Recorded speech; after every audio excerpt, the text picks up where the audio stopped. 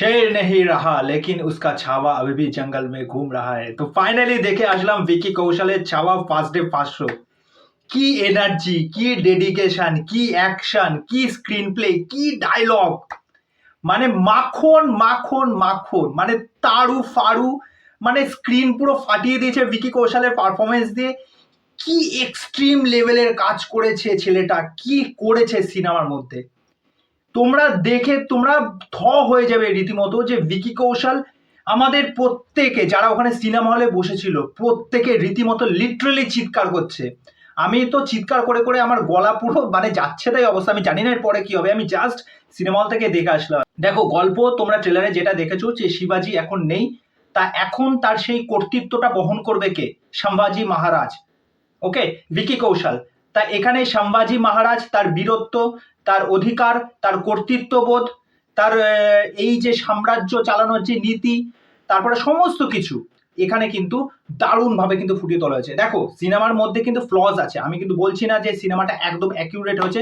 সিনেমার কিছু কিছু পজিটিভ দিক আগে চলে আসি, তারপরে নেগেটিভ দিকে আসছি। তা প্রথমেই যে পজিটিভ দিকটা নিয়ে কথা বলবো সেটা হচ্ছে ভিকি কৌশল। ভিকি কৌশল তার এই সিনেমাটার জন্য 200 কেন আমি বলছি 500% দিয়েছে। পুরো থ্রু আউট সিনেমায় ভিকি কৌশলের তোমরা যদি পারফরমেন্স দেখো না, তোমাদের চোখ বেরিয়ে আসবে, রীতিমতো হার্ট কাঁপবে তোমাদের, রীতিমতো গুজবাম্প মুভমেন্ট প্রত্যেকটা জায়গায় ভিকি কৌশল যখনকে আমরা দেখতে পাচ্ছি। ভিকি কৌশল তার প্রজাদের যেরকমভাবে উদ্বুদ্ধ করছে, যেরকমভাবে এক একটা অ্যাকশন করছে, ভিকি কৌশলের বডি ল্যাঙ্গুয়েজ, এ যখন কোনো ডায়লগ দিচ্ছে, যখন কোনো ওই শত্রুকে যখন শাসাচ্ছে, সেইটার মধ্যে একটা আলাদাই মানে সিংহ গর্জন করছে। সেকেন্ড যেটা পজিটিভ দিক হচ্ছে অক্ষয় খান্না। অক্ষয় খান্না ছাড়া এই চরিত্রটা কে ঠিকঠাক মতো জাস্টিফাই করতে পারতো আমার সত্যি জানা নেই। অক্ষয় খান্নাকে মনে হচ্ছে একদম ইতিহাসের পাতায় আমরা ঔরঙ্গজেবকে যেরকম নির্দয়ী একটা চরিত্র হিসেবে জানি পড়েছি, সেরকমই একটা নির্দয়ী চরিত্র হচ্ছে এই অক্ষয় খান্না। এবং ঔরঙ্গজেব রূপে সে যে হাঁটা চলা, তার যে প্রস্থেটিক মেকআপ, তারপরে তার চুল ফুল থেকে শুরু করে কস্টিউম, মানে অ্যাকিউরেট লাগছে। সে যখন কোনো কথা বলছে তার মধ্যে যে হিংস্রতা রয়েছে, সে যে মরিয়া হয়ে উঠেছে মারাঠা সাম্রাজ্যকে একদম পর্যদস্ত করার জন্য, সেই বিষয়টা কিন্তু এখানে দারুণভাবে ফুটিয়ে তোলা হয়েছে। 3 নম্বর পজিটিভ দিক হচ্ছে এই সিনেমার ভিজুয়ালস। মানে এই সিনেমার ভিজুয়ালস দেখলে না তোমরা জাস্ট থ হয়ে যাবে। একদম পলিশড, নিট অ্যান্ড ক্লিন, দেখতে কতটা সুন্দর লাগছে, কি স্কেল, এটার গ্র্যান্ডারটা কি বোঝা যাচ্ছে যে এটার জন্য বিরাট পরিমাণ টাকা কিন্তু খরচা করা হয়েছে। 4 নম্বর পজিটিভ দিক হচ্ছে এই সিনেমার যারা পার্শ্ব চরিত্র আছেন। দেখো রশ্মিকা মান্দানা বইয়ের চরিত্রে খুবই ভালো অভিনয় করেছে, আর স্পষ্টত রশ্মিকার কথাবার্তা কিন্তু ভালো মতো প্রোনাউন্সিয়েশন হচ্ছে, এটা শুনতে আমরা পাচ্ছি। কেননা আমরা কিন্তু অ্যানিমেলে আমরা এই বিষয়টাকে নিয়ে যথেষ্ট ট্রোল করেছিলাম যে রশ্মিকা মান্দানার কিন্তু কথাই আমরা শুনতে পাচ্ছিলাম না, কিন্তু রশ্মিকা মান্দানা খুব তাকে সুন্দর মানিয়েছে। ভিকি কৌশলের সাথে তার কেমিস্ট্রিটা খুব সুন্দর লাগছে, আমার তো দারুণ লেগেছে। 5 নম্বর পজিটিভ দিক হচ্ছে এআর রহমানের মিউজিক। মানে যে সমস্ত জায়গায় যেই যেই মিউজিক আসার দরকার, যখন এন্ট্রি হচ্ছে ভিকি কৌশলের, যখন ভিকি কৌশল অ্যাকশন করছে, তোমরা নিশ্চয়ই দেখেছো যে সিংহের সাথে লড়াইটা এরকম কিছু কিছু মুভমেন্ট আছে, সেই মুভমেন্টগুলো যখন আসবে না তোমরা রীতিমতো মানে সিটে বসে থাকতে পারবে না, রীতিমতো লিটারালি চিৎকার করবে। এবার যদি চলে আসি 6 নম্বর পজিটিভ দিক, এই সিনেমার অ্যাকশন। অ্যাকশন যেভাবে এখানে স্টেজ করা হয়েছে সেটা ফ্যাব, এক কথায় ফ্যাব।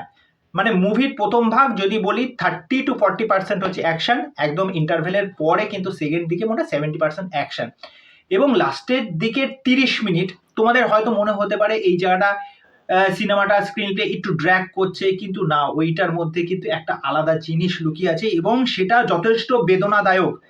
আমি এখানে কোনো স্পয়লার দিচ্ছি না, সেই বেদনাটা না জাস্ট ফিল করতে পারবে তোমরা। এবং ভিকি কৌশল প্রত্যেকটা জায়গায় যখন অ্যাকশনে আসছে, ভিকি কৌশলের ওই অ্যাগ্রেশন, তার তাকানো, সে যখন ডায়লগ দিচ্ছে, সেগুলো মারাত্মক লেভেলের ইম্প্যাক্টফুল। 7 নম্বর পজিটিভ দিক হচ্ছে এই সিনেমার মধ্যে যে ডায়লগগুলো বা পাঞ্চলাইনগুলো আসছে, বা যে মুহাবরাগুলো বা ছন্দের সুরে যে কথাবার্তাগুলো আমরা শুনতে পাচ্ছি ভিকি কৌশলের মুখে, বা তার যে সহযোগী আছে তারা যখন বলছে, সেই জায়গাগুলো খুব ভালো লাগছে। তো ওভারঅল এই সিনেমার এক্সপিরিয়েন্স মানে ব্যাপক ব্যাপক ব্যাপক, ভিকি কৌশল জাস্ট ফাটিয়ে দিয়েছে। এবার যদি চলে আসি এই সিনেমার নেগেটিভ দিকে, দেখো নেগেটিভ দিক বলতে আমরা ইতিহাসে এক একটা বইয়ে এক এক রকম ভাবে কিন্তু লেখা থাকে গল্প, ওকে।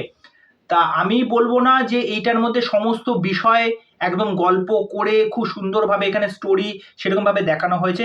কিছু কিছু বিষয় কিন্তু এখানে শুধু মুভমেন্ট ক্রিয়েট করা হয়েছে, যে মুঘলরা দাক্ষিণাত্য অধিকার করতে চাইছে, শিবাজি মারা গেছে, এবার সম্ভাজি মহারাজ সেই জায়গাটা কিভাবে রক্ষা করবে।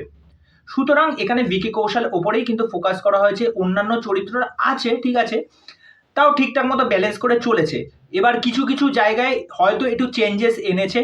ঔরঙ্গজেবের মৃত্যুটাকে নিয়েও কিন্তু একটা দোনামোনা রয়েছে, কেননা আমরা যেটা ইতিহাসের পাতায় যেটা পড়েছি, ঔরঙ্গজেব কিন্তু হার্ট অ্যাটাকে মারা গেছিল, কিন্তু এর অন্যান্য অনেক রাইটারের বই আছে ঔরঙ্গজেবের মৃত্যু নিয়ে কিন্তু নানা রকম জলঘোলা হয়েছে।